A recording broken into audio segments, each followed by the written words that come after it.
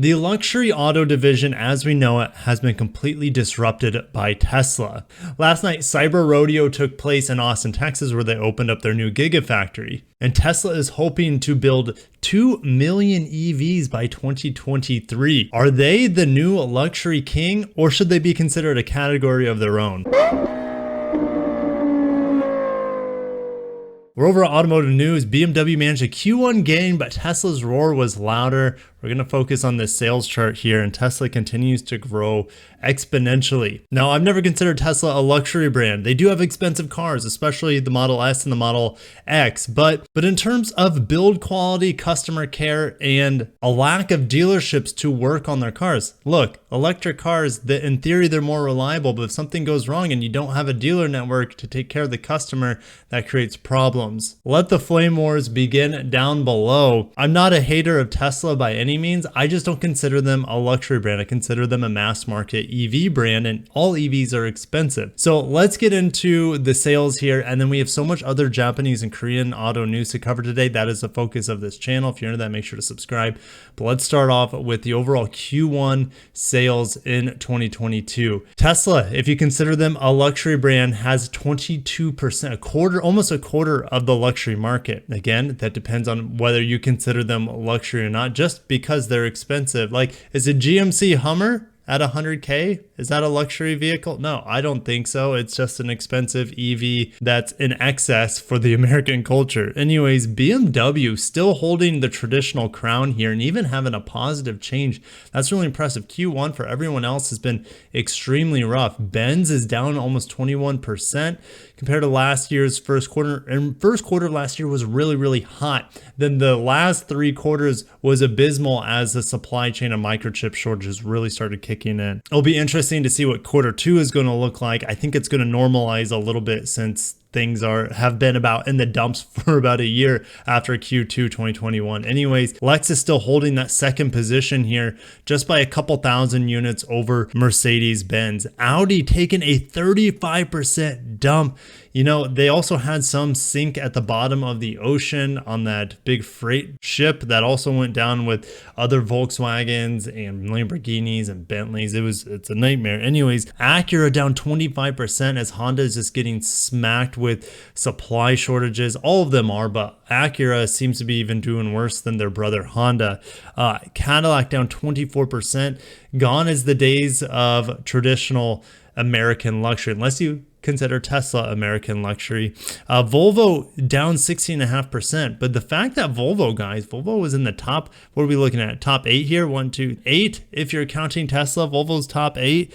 That's pretty impressive, overcoming Lincoln, Land Rover, Porsche's having a tough time too, down 25%. Genesis, though, coming from absolutely nowhere, beating out Infiniti. And that's something I predicted based off of 2020 total sales volume, that Genesis was going to take Infiniti's cake here.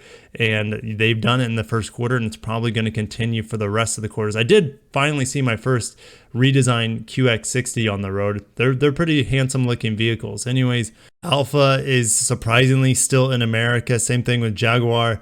But yes, their Land Rover brand outsells them, what, 7 to 1 at this point, if my quick math is correct.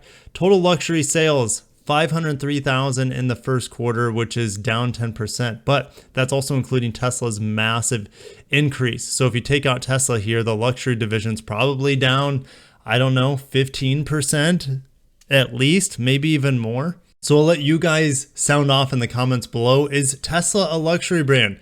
I've always said no. I think they're a mass market EV brand, and we're going to keep moving. Toyota joins Tesla. Yeah, we're going to keep talking about Tesla a little bit, because Toyota is planning to have full self-driving using low-cost cameras, just like Tesla's doing. Tesla doesn't use LiDAR or expensive technologies for their full self-driving. So Toyota, with deep pockets, massive resources, and a team of thousands of engineers, are going to figure out a way to do this as well. Stay tuned, because I will give you guys more updates as we hear about that. Nissan, though, is overcoming solid-state battery challenges, and their production is not mass production by any means. They're hoping to have their solid-state batteries take off by 2028. But the big thing about solid-state batteries is they're safer, cheaper to produce in theory, if we can ever produce them in mass scale, because Nissan's saying it costs $75 per kilowatt hour and eventually down to $65 per kilowatt hour after that. There's going to be a pilot plant launch in 2024 and mass production in 2028. They go through the process of making these solid state batteries, which is not simple, it's not cheap, and it is very time and labor consuming. They're able to make 50 pouches per month. One vehicle would require 5,000 pouches. So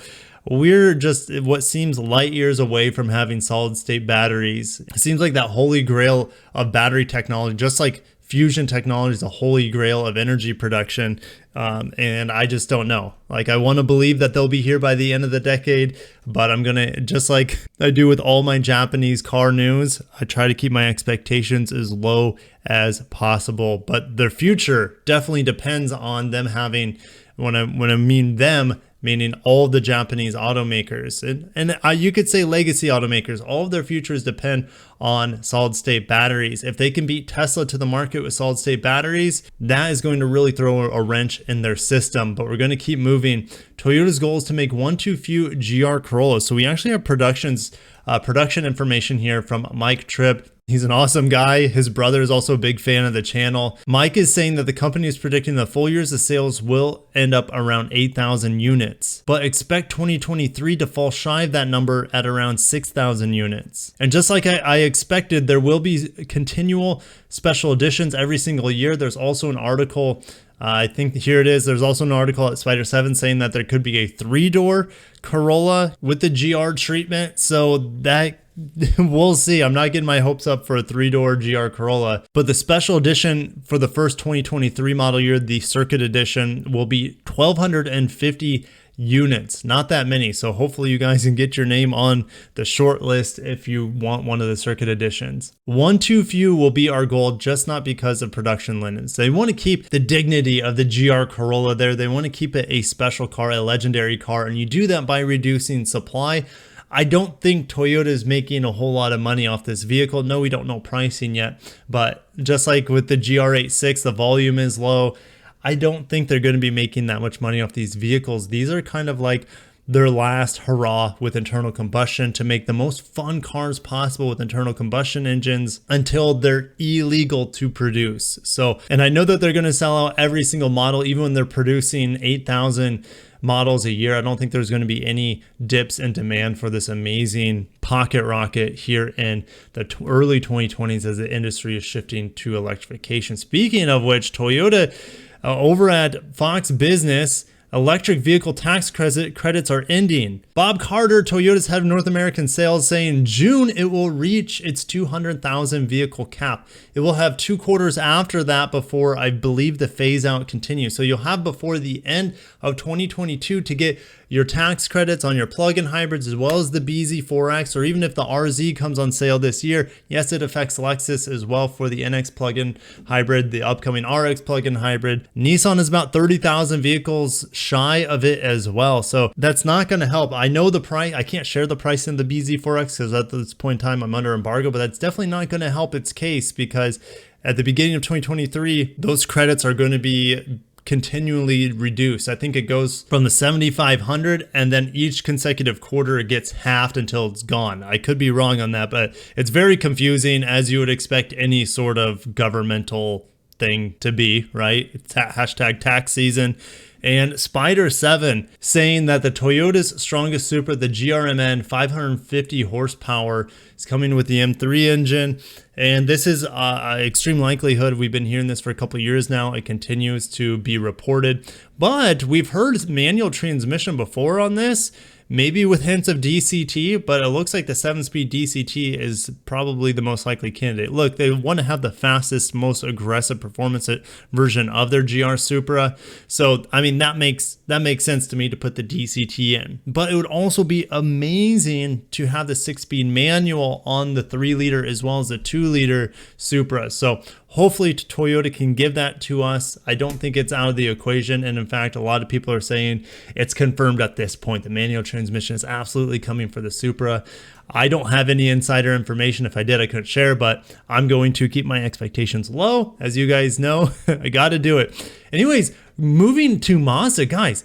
pretty exciting stuff. So we're automotive news for this, and we got some additional information on the powertrains. We know about the plug-in hybrid 4-cylinder that produces, I think it's 328 horsepower, around 35 miles of range as well. We got 0 to 62 miles per hour, which is 100 kilometers per hour on that eSky Active plug-in hybrid at 5.8 seconds, which is just it's literally the same ballpark as the RAV4 Prime 0 to 60 at 5.7, but that's 0 to 60, not 0 to 62. So we're getting confirmation that the Skyactiv diesel engine, which is mated to a mild hybrid 48 volt, is going to have 245 horsepower and 0 to 60 in 7.3 seconds. Pretty quick, in my opinion. 7.3 seconds is pretty quick. Look, the NX 350 F Sport that I just drove went 0 to 60 in 7.15. So yeah, that's pretty quick for a diesel.